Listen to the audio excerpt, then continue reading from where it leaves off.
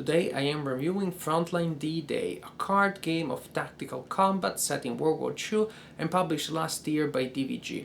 It is a two-player game. There is a solitaire option, but I really believe that the game is much stronger with two players. It is a game that has been compared many times to Upfront, which unfortunately I haven't had a chance to try yet. I never found the courage of spending over $100 to buy a copy online. If one day Eric Lai, also known as Garfink, makes a video about Upfront and convinces me, then I will buy the game. Until then, well, I keep playing Frontline D-Day, and today I'm going to tell a little bit about it. The game is played on a row of 9 cards, which are selected randomly if you're playing the standard game, or you can use one of the scenarios and then the scenario will tell you what the terrain is. Terrain cards have special effects that are written here at the bottom of each card. Those effects may apply to the player in general or to the sections that are placed in that terrain. For example, if a player holds this card and the player has a +1 hand size, if there are soldiers sections placed in this terrain, then those sections gain +2 firepower. Also, each terrain has a different level of cover provided to the units that are in that terrain, and the cover can be light, can be medium, and then there's also another terrain that provides heavy cover, and that's particularly important during combat. I'll explain later how that works.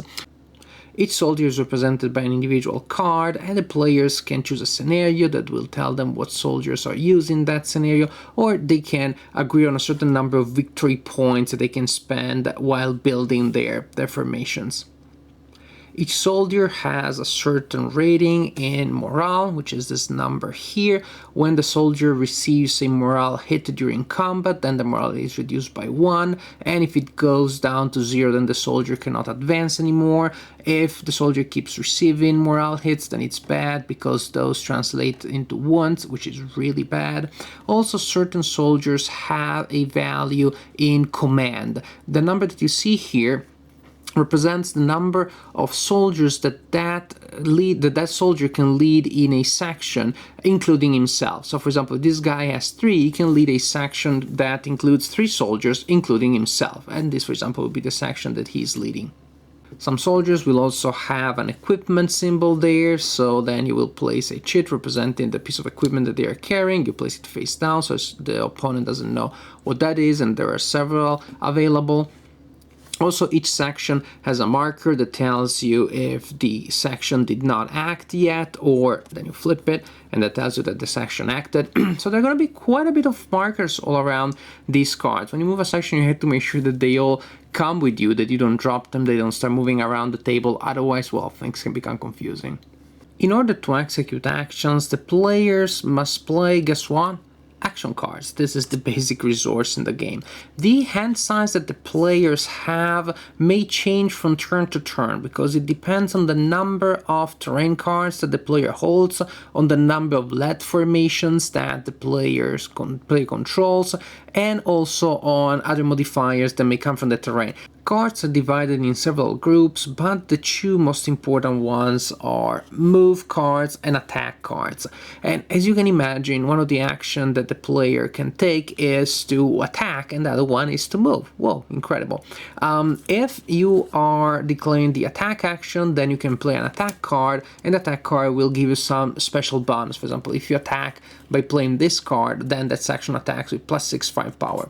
Or if you move and you play a move card to move, then also you have special advantages. For example, you can advance or retreat by 2 terrain cards. The default move is only 1. And again, here you get extra cover.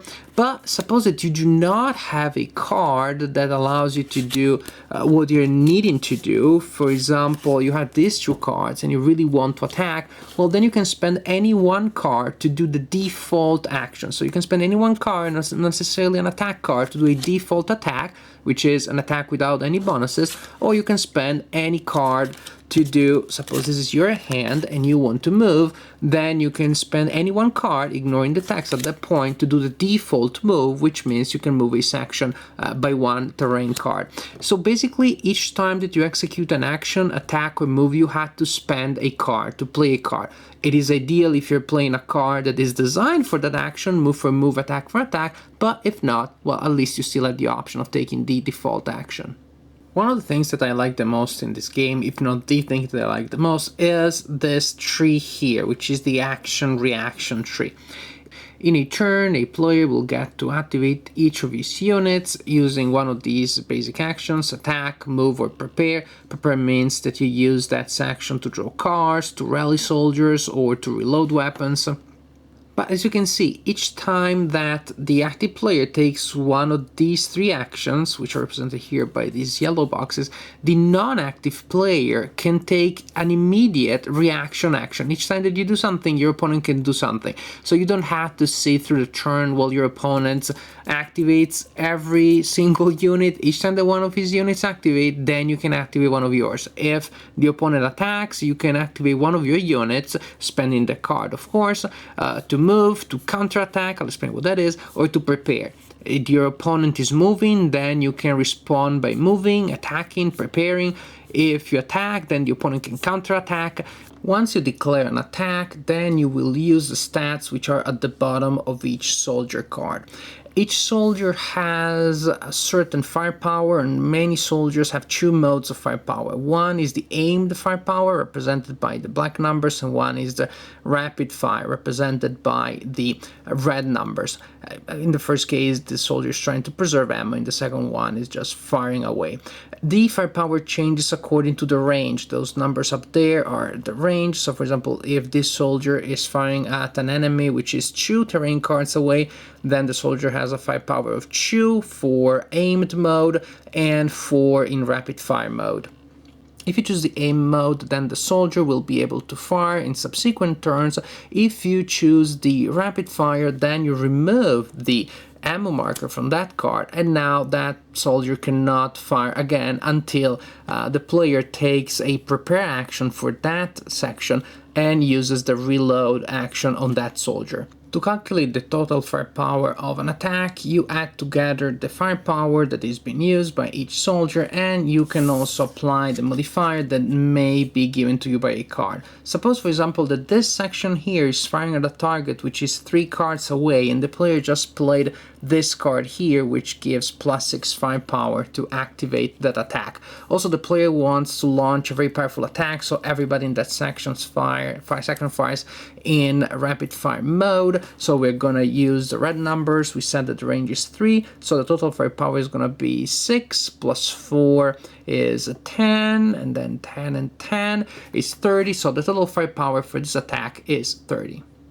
If the non-active player chooses the counterattack, then he activates a unit, spends an action, spends a card, and basically launches a normal attack. You just calculate firepower as normal, but after that you divide it in 2. Yes, counterattack is only half of a normal attack, and the non-active player also has the option of playing special cards that will give cover to his unit, and that will lower the firepower of the attacker further. After you subtract the cover and the counterattack from the firepower of the attacker, what is left is the firepower that actually reaches the target section and inflicts damage on it. To inflict damage, you use one of the most interesting mechanics in the game, which is to draw hit markers from this cup, and you will start with the soldiers, and you will go around and you'll inflict 1 hit marker on each, then you will go back if you have to. Each hit marker has a text representing the effect of the hit marker. The soldiers can be wounded, can have a damaging morale, can be pinned, can be dead, and also you have 3 numbers on top here, which represent the amount of firepower that is spent by the attacker to generate that effect, and you will use the number that will correspond to the terrain in which the target section is. You will use the yellow number for light cover terrain, for in this case the brown for medium, and the green for heavy cover terrain, and it will just go around until you have paid for all the firepower of the attacker. I'll give you an example so it sounds a little less abstract. Suppose that this German unit that is defending a medium cover terrain has received a damage of 10 firepower. Then we start drawing hit markers from that guy. The guy is wounded and he costs 4 firepower points to the attacker, so 6 are left. Then we draw another marker. This is some morale damage, and now 4 and 3 is 6, so 3 points of firepower Our left, we draw one that immediate terrain costs 2, so these are the soldiers spin. We have one left, and then we draw one that the firepower of the attacker is not sufficient to pay for, because we only have 1 point of firepower left. So this marker is returned to the cup, the attack is over, and the markers that are on the soldiers tell you what the effects of that attack have been. The players continue playing this way, turn after turn, attacking, moving, counter-attacking, reacting, until one of the two players achieves the victory condition. Each scenario will give you a different victory condition, but usually victory conditions are based on eliminating a certain number of enemy units or holding certain terrain cards. If you're playing the basic game, then the victory condition is to eliminate half of the victory points that the enemy units are worth. What I like about many DVG games is that they come with a large number of components that you can use to create many different game experiences. If you're playing an air combat game by DVG, then you have a million different airplanes that you can try. And here you have a lot of different soldiers that you can try. They have different weapons, they behave differently, they fight differently. You can add equipment to customize what they can do. Then you have guns and vehicles. I did not have time to talk about those, but you have those too that you can add to the battle. So there are just many different things that you can do, but most importantly, the game is fun, because this is really what matters the most in the end. It is fun, I think, especially because of the action reaction sequence that keeps you always intrigued with the situation. You always want to see what happens next, and even when it's not your turn, you are trying to plan what I'm going to do next. Is the time to react with this unit? Should I use this as a unit now? Keep this card for later?